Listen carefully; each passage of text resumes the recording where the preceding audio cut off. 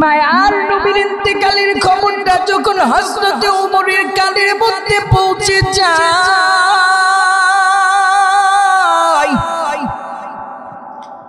হযরত ওমর রাদিয়াল্লাহু তাআলা আনহু নাঙ্গা তরবারিটা উঁচু করে মদিনার অলিগলি ঘুরতে থাকে আর ডাক দিতে থাকে, আমার সম্মুখে কেউ যদি একবার বলো মুহাম্মাদুর রাসূলুল্লাহ ইন্তেকাল করেছে, আমি তার গর্দান উড়াইয়া দেব। হযরত ওমর নবীর ইন্তেকালের কথাটা শোনার পর বারবার তরবারি নিয়ে এভাবে হুঙ্কার ছাড়তেছিল, কেউ যদি একবার উচ্চারণ করস আমার নবী মারা গেছে, আমি তারে কতল করে দিব।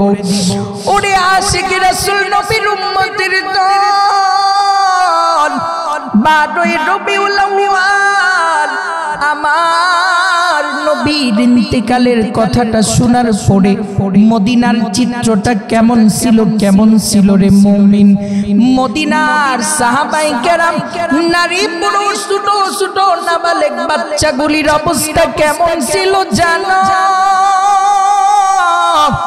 তারা একটা মুহূর্তের জন্য 12ই রবিউল আউয়াল আসলে তারা মিছিল মিটিং করেন নাই। আমার নবীর ইন্তেকালের সংবাদটা শোনা মাত্রই সাহাবায়ে কেরামের এক কান থেকে আরেক কানে খবর চলে গেছে। হযরত ওমর বারবার ঘোষণা মদিনার মাটির মধ্যে দাঁড়ায় দাঁড়ায় ওমর দিতেছে। সাহাবায়ে কেরাম ওমরের হুঙ্কারের সামনে কেউ দাঁড়াইবার সাহস করতে পারে না। হযরত আলী রাদিয়াল্লাহু তাআলা আনহু 6 ঘন্টা পর্যন্ত কোনো হুঁশ ছিল না। হযরত উসমান রাদিয়াল্লাহু তাআলা আনহু নবীর ইন্তেকালের খবর শোনার পরে 3 ঘন্টা পর্যন্ত কোনো হুঁশ তার ছিল না। ওরে নবীর উম্মতের দল, হযরত সাহাবায়ে কেরাম আমার নবীর ইন্তেকালের কথা শুনে সহ্য করতে পারতেছেন না। মদিনার মধ্যে একের পর এক খবর চলে যাইতেছে। ও মদিনার মানুষ, সংবাদ শুনছনি? দিনের নবী, মায়ার নবী আর দুনিয়াতে নাই। ছোট ছোট বাচ্চারা কাঁদে, মহিলারা কাঁদে, কিতাবের মধ্যে আছে গাছের কাঁচা পাতা পর্যন্ত নবীর ইন্তেকালের খবর শুনে ঝরে পড়ে যাচ্ছিল। আমার দিনের নবী রহমাতাল লিল আলামিন দুনিয়াতে নাই। মায়ার নবীর ইন্তেকালের কথা শুনে তারা সহ্য করতে পারে না। ফাতিমা রাদিয়াল্লাহু তাআলা আনহার অবস্থাটা কেমন ছিল? নবী পাকের ইন্তেকালের পর ফাতিমা কোনো কথা বলে না।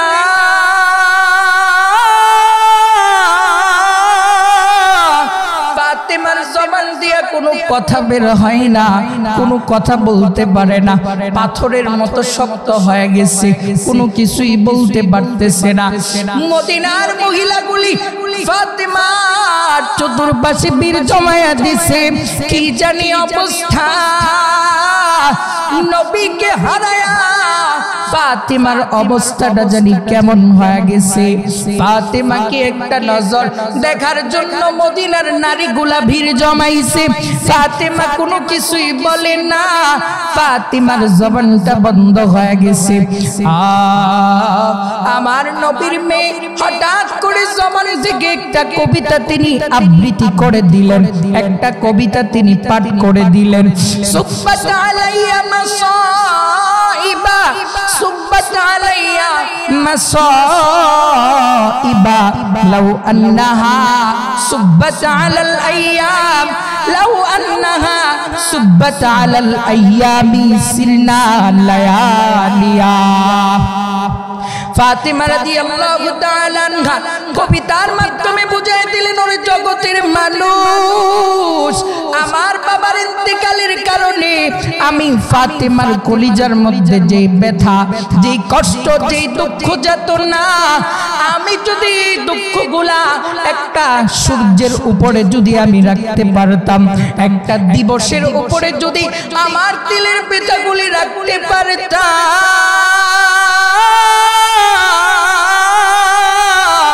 ওই সূর্যটা আর কোনোদিন আলো দিত না, ওই সূর্যটা একটা অন্ধকার রজনীতে পরিণত হইত। তিনি বারবার পড়তেছিলেন, সুব্বাত আলাইয়া মাসাইবা লাউ আন্নাহা সুব্বাত আলাল আইয়াম লাউ আন্নাহা সুব্বাত আলাল আইয়ামি সিরনা লায়ালিহা। ওরে আল্লাহর মুহাব্বতের বান্দাদের দল, নবীর ইন্তেকালে সাহাবায়ে কেরাম এবং নবী পরিবারের মধ্যে যে প্রতিক্রিয়াটা ছিল, তাদের অবস্থানটা কেমন ছিল, এটা আপনাদেরকে বোঝানোর উদ্দেশ্য। নবীর একজন সাহাবী ছিল, নাম হযরতে আব্দুল্লাহ ইবনে সাইদ ইবনে আব্দুর রাব্বি। তিনি খেজুর গাছের মধ্যে, তিনি খেজুর বাগানের মধ্যে পানি দিতেছিলেন অথবা খেজুর গাছ থেকে খেজুর পাড়তেছিলেন। খেজুরের বাগানের মধ্যে তিনি পানি দেওয়ার সময় তার কানের মধ্যে যেই মাত্র আমার নবীর ইন্তেকালের খবরটা চলে গেল, ওরে মদিনার মানুষ, খবর শুনছনি, দিনের নবী, মায়ার নবী আর দুনিয়ার মধ্যে নাই। আব্দুল্লাহ ইবনে যায়েদ ইবনে আব্দুর রাব্বি তার এই খবরটা, তার সংবাদটা কানের মধ্যে যাওয়ার পর সঙ্গে সঙ্গে হাত থেকে পানির পাত্রটা জমিনের মধ্যে পড়ে গেল। আব্দুল্লাহ ইবনে যায়েদ ইবনে আব্দুর রাব্বি দাঁড়ানো থেকে বাগানের মধ্যে বসে গেলেন আর আল্লাহকে ডাক দিলেন, ও দয়ার মালিক, আমি তোমার কাছে বলতেছি, যে চক্ষু দিয়া আমি আমার নবীকে সকাল সন্ধ্যা তাকায়া দেখতাম, যে চোখ দিয়ে আমি আমার কলিজার টুকরা নবীকে দেখার পর আমার নবীর চেহারার দিকে তাকায়া আমি বিমোহিত হইতাম। ও দয়ার মালিক আল্লাহ, যে চোখ দিয়া আমি আমার নবীকে দেখা আমি বিমোহিত হইতাম, আজকে শুনলাম ওই নবী নাকি আর দুনিয়াতে নাই। যদি ওই নবীকে চোখ দিয়ে আর কোনোদিন দেখতে না পারি গো আল্লাহ, এই চোখ দিয়া দুনিয়ার আসমান জমিন আমি দেখতে চাই না, দুনিয়ার পাহাড় পর্বত তোমার দুনিয়ার জমিন দেখে আমি বিমোহিত হইতে চাই না। আয় আল্লাহ, তোমার সৃষ্টির সৌন্দর্য দেখে আমি মুগ্ধ হতে চাই না। আল্লাহ, তোমার হাবিবের ইন্তেকালের সংবাদটা যদি সত্য হয়ে থাকে, আমি দোয়া করি এই মুহূর্তে তুমি আমার চোখের দৃষ্টি শক্তিটা উঠায়া নাও। কথাটা বলার সঙ্গে সঙ্গে আব্দুল্লাহ ইবনে যায়েদ ইবনে আব্দুর রাব্বির দুইটা চক্ষু বন্ধ হয়ে গেছে। সুবহানাল্লাহ। সাহাবায়ে কেরাম প্রত্যেকের মধ্যে আমার মায়ার নবীর ইন্তিকালের সংবাদ যাওয়া মাত্রই তারা প্রত্যেকেই এমন ভাবে ব্যথিত হয়েছিলেন। শুধুই কি তাই নাকি, ইতিহাসের পাতার মধ্যে আজও স্বর্ণাক্ষরে লেখা আছে, কিতাবের মধ্যে আছে, মদিনার এমন ঘর আছে আমার নবীর ইন্তেকালের পরে 1 মাস পর্যন্ত এই ঘরের চুলার মধ্যে আগুন ধরে নাই। 15 দিন পর্যন্ত কারো ঘরের চুলার মধ্যে আগুন ধরে না। এই ছিল নবীর ভালোবাসার, নবীর মোহাব্বত।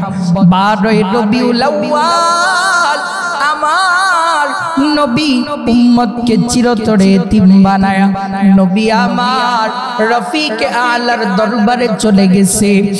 আমার নবীর ইন্তেকালের এই সংবাদটা দ্রুত গতিতে যখন ছড়ায় গেছে, সকলের চোখের কোণার মধ্যে পানি। এমনই একজন, সবাই আমার নবীর ইন্তেকালের কথা শুনে ব্যথিত হইলেন।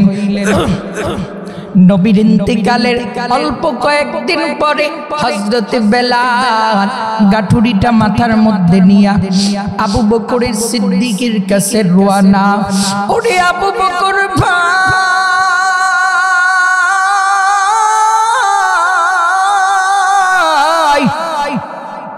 ও ভাই আবু বকর,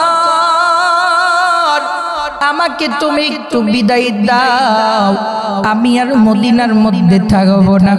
আবু বকর বলে, ও বেলাল কেনই থাকবা না, কি তোমার দুঃখ আমাকে বলো।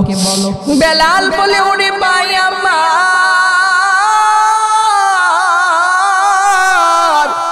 নবী নাই, যেই মদিনার মধ্যে নবী নাই ওই মদিনায় আমি বেলাল সহ্য করতে পারতেছি না, আমি থাকতে পারতেছি না, আমার দিলের মধ্যে কত বড় ব্যথা আরম্ভ, আমি নবীকে ছাড়া মদিনায় থাকতে পারবো না।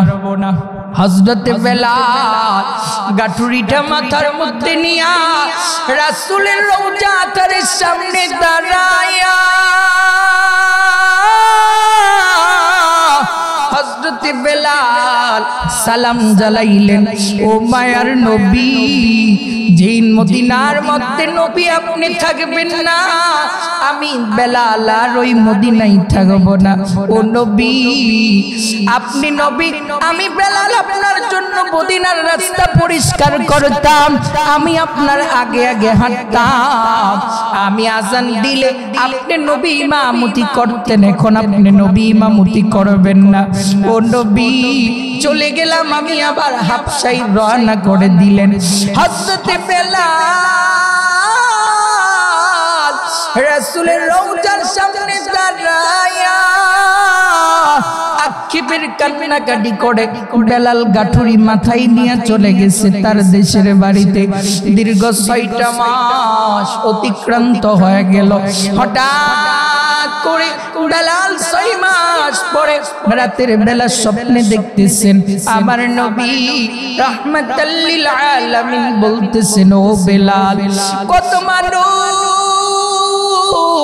দূর বহুদূর থেকে আমি রাসূলের কবরের মধ্যে সালাম জানানোর জন্য আগমন করে, ও বেলাল, আর তুমি দীর্ঘদিন যাবত আমার কাছ থেকে তুমি দূরে সরে চলে গেছো। ও বেলাল, আমি নবীর কথা কি মনে পড়ে না? আমি নবীকে একটু সালাম দিতে কি মন চাই না? ও বেলাল, মদিনাতে আয়। আমার নবী স্বপ্ন যুগে বেলালকে দেখাইলেন। হযরত বেলালের ঘুমটা ভাঙার পর বেলাল আবার গাটুরিটা মাথার মধ্যে নিয়া হাবশা থেকে আবার 6 মাস পরে মদিনার দিকে রওনা করলেন। বেলাল যে মাত্র মদিনার মধ্যে প্রবেশ করলেন, হযরত বেলাল তাকায় দেখে মদিনার ছোট কচি কাজী বাচ্চারা মাকে গিয়া বলে, ও আম্মু, 6 মাস পরে নবীর মুয়াজ্জিন বেলালকে মদিনায় দেখা গেছে, চলো মা মসজিদে নববীতে যাই, হয়তো বেলালের সঙ্গে নবীও আগমন করেছে। 6 মাস পরে বেলালকে পাইয়া সবাই আবেগাপ্লুত হয়ে গেছে, সবাই বেলালকে আদর আপ্যায়ন করে। বেলাল রাসূলের রওজার পাশে দাঁড়ায়া দিল ভরে রাসূলকে সালাম জানাইলেন, বসলেন মসজিদে নববীতে। আবু বকর বলেন, ও বেলাল ভাই, নবী নাই, দীর্ঘদিন তোমার কণ্ঠের আওয়াজ আমরা শুনতে পাই না।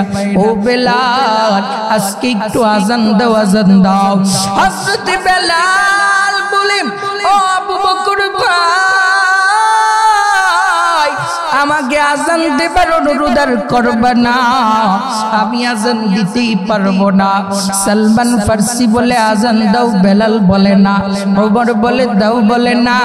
এবার নবীর 2 কলিজার টুকরা নাতি হাসান আর হুসাইন বিলালের 2 উরাতের মধ্যে বসে গেছে। এবার নবীর কলিজার টুকরা নাতিগুলা নবীর মুয়াজ্জিনকে বলতেছে, নো বেলাল ভাই, আমাদের নানা জানো চলে গেছে, তুমিও চলে গেলা। ও বেলাল ভাই, তুমি একটু আজান দাও না গো, আজান দাও। হযরত বেলাল বলেন, আমি নবীর দুই কলিজার টুকরা নাতির চেহারার দিকে যেই মাত্র তাকাইলাম, আমি তাকায় দেখি দুই কলিজার টুকরা নাতির চেহারার মধ্যে মুহাম্মাদুর রাসূলুল্লাহর চেহারার ছাপ দেখা যায়। বেলাল বলেন, এখন যদি আমি আজান না দেই রওজার নবী বেজার হয়ে যাবে। বেলাল মঞ্চের মধ্যে দাঁড়ায় গেলেন আজান দেওয়ার জন্য। বেলাল মধুর কণ্ঠে আজান দেওয়া শুরু করলেন। মিনারার মধ্য থেকে আজান, বেলালের আজান ভেসে আসছে। মানুষগুলা দৌড়ে মদিনার দিকে আগমন করতে থাকলো। বেলালের কণ্ঠ শোনার পরে সবাই মসজিদে নববীর দিকে আগমন করে। বেলাল আজান দেওয়ার পরে যেই মাত্র আশহাদু আন্না মুহাম্মাদুর রাসূলুল্লাহ এই শব্দগুলি তিনি বলবেন, এই সময় তিনি হঠাৎ করে জবান বন্ধ হয়ে মিনারাত থেকে জমিনের মধ্যে পড়ে গেছে। সাহাবায়ে কেরাম ধরলেন, পানি ঢাললেন, হুঁশ আসছে। ও বেলাল, কি হলো? কখনোই তো এমনটা হয় নাই। হযরত বেলাল বলেন, আমি যখন আযান দিতাম, আমার আযানের সময় যখন আমি আশহাদু আন্না মুহাম্মাদার রাসূলুল্লাহ বলতাম, আমি আমার নবীর চেহারাটার দিকে তাকায়া নবীর নুরানি চেহারাটা আমি দেখতাম। আজকেও যখন আমি পড়লাম, কিন্তু আমার নবীর চেহারাটা আমি দেখতে পাইলাম না। আমি আর সহ্য করতে পারলাম না। এই ছিল আমার নবীর সাহাবায়ে কেরামের হালত। আমার নবীর একটা উট ছিল, নবীর ইন্তিকালের খবর শোনার পরে খাওয়া দাওয়া বন্ধ করে দিছে, পানি পান করে না, একটা গাছের মধ্যে মুখ লাগায় না। এক পর্যায়ে লাফাইতে লাফাইতে কুয়ার মধ্যে পড়ে সেও মৃত্যুবরণ করেছে। ও নবীর উম্মতের দল, এই জন্য রবিউল আউয়াল মাস এটা আমাদের জন্য কখনোই উদযাপনের মাস হতে পারে না। কারণ এই মাসের মধ্যে আমার আপনার মায়ার নবী আমাকে আপনাকে গোটা উম্মতকে এতিম বানায়া চলে গেছে।